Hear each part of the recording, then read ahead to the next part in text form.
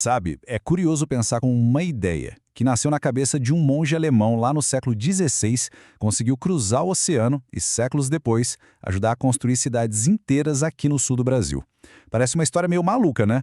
Mas é uma jornada incrível que conecta continentes e épocas de um jeito que a gente nem imagina. Vamos desvendar esse mistério juntos? Para a gente conseguir entender essa conexão, vamos começar pelo final da história, o que nos leva a um verdadeiro quebra-cabeça histórico aqui mesmo na América do Sul. Olha só este mapa. Ele mostra uma coisa bem interessante. Lá no século XIX, dezenas de comunidades luteranas, que é uma fé protestante de origem alemã, simplesmente brotaram no Brasil. E o mais curioso disso tudo? Isso aconteceu num país que naquela época era oficialmente e, assim, quase que totalmente católico. Então, a grande pergunta que fica é: como é que uma rebelião religiosa lá na Europa, 300 anos antes, resultou na fundação dessas cidades específicas aqui no Brasil? Qual é o fio que conecta esses dois mundos tão distantes no tempo e no espaço? Para a gente entender a história dessas pessoas aqui da foto, a gente vai precisar fazer uma viagem no tempo.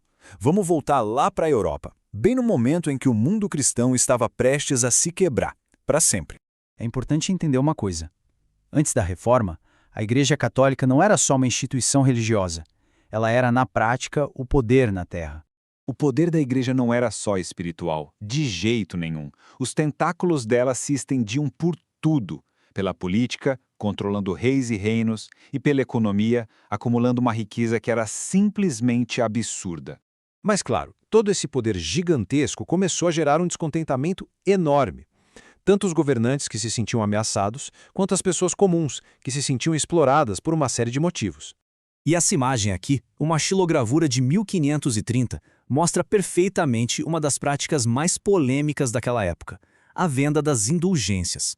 O que era uma indulgência, afinal? Bom, na teoria, era um ato de caridade que a pessoa fazia para a igreja e que podia diminuir o tempo de uma alma no purgatório. Só que na prática, a coisa virou um negócio. A salvação, o perdão dos pecados, podia ser comprado com dinheiro. Simples assim. E olha, essa insatisfação não era exatamente nova. Bem antes de Lutero aparecer, já tinha gente como John Wycliffe, na Inglaterra, e Jan Hus, em Praga, que desafiaram a autoridade e a riqueza da igreja. O preço que eles pagaram? A própria vida. Porque naquela época, discordar da doutrina oficial da igreja significava ser taxado de herege. E para um herege, a punição era, muitas vezes, a morte na fogueira. E todo esse clima de descontentamento acabou culminando em uma única pessoa. Um monge que ia transformar essas pequenas rachaduras na estrutura da igreja em um abismo gigantesco. Martinho Lutero. Lutero era um professor de teologia muito devoto, mas ele vivia atormentado com a sensação de que era um pecador. E estudando a Bíblia, ele chegou a uma conclusão que era, para a época, revolucionária. A salvação vinha pela fé, e não por fazer boas obras ou, muito menos, por pagar por ela. Essa crise de consciência dele logo ia virar uma crise para a Igreja Católica inteira. E aí veio a gota d'água.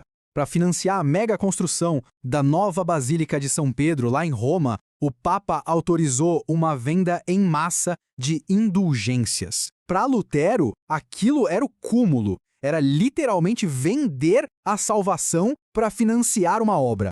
Indignado, ele escreveu, porque o Papa não constrói com seu próprio dinheiro em vez de com o dinheiro dos pobres. Essa pergunta, aliás, está no centro das famosas 95 teses dele, uma lista de argumentos que ele, como diz a história, pregou na porta de uma igreja. Depois de ser declarado herege e ser excomungado, Lutero fez o que talvez tenha sido seu ato mais revolucionário. Ele se escondeu e passou meses traduzindo a Bíblia, do latim, que ninguém entendia, para o alemão.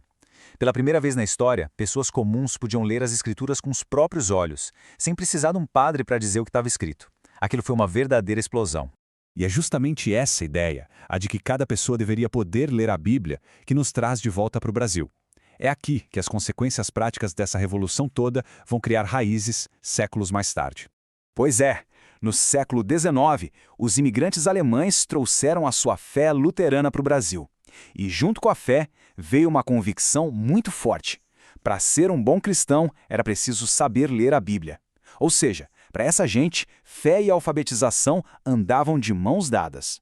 Só que chegar no Império, que era oficialmente católico, trouxe um monte de desafios. Eles não podiam usar os cemitérios oficiais, não tinham acesso às escolas do governo Então eles tiveram que se virar, criaram as próprias instituições para sobreviver e para manter a cultura deles, escolas, igrejas e até cemitérios próprios. O marco inicial de tudo isso foi o ano de 1824.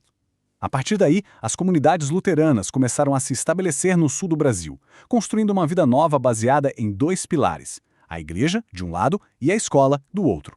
Então, no fim das contas, qual é o grande legado dessa jornada maluca de uma ideia que saiu de um continente e veio parar em outro? A reforma foi muito mais do que só uma briga religiosa. Foi uma verdadeira revolução intelectual. Ao colocar um livro nas mãos de pessoas comuns, essa ideia de que a fé é uma jornada individual acabou incentivando a alfabetização e o pensamento crítico de um jeito que ajudou a moldar o mundo ocidental como a gente conhece. E assim, a gente consegue traçar uma linha direta, impressionante, que conecta o ato de rebeldia de um monge, lá na Alemanha do século XVI, com a fundação de comunidades como essa aqui, em Ijuí, totalmente focadas em educação e leitura, do outro lado do oceano, gerações e gerações depois. Essa história toda é um lembrete muito poderoso. A ideia da leitura individual, que a gente valoriza tanto hoje, um dia já foi vista como uma heresia perigosíssima.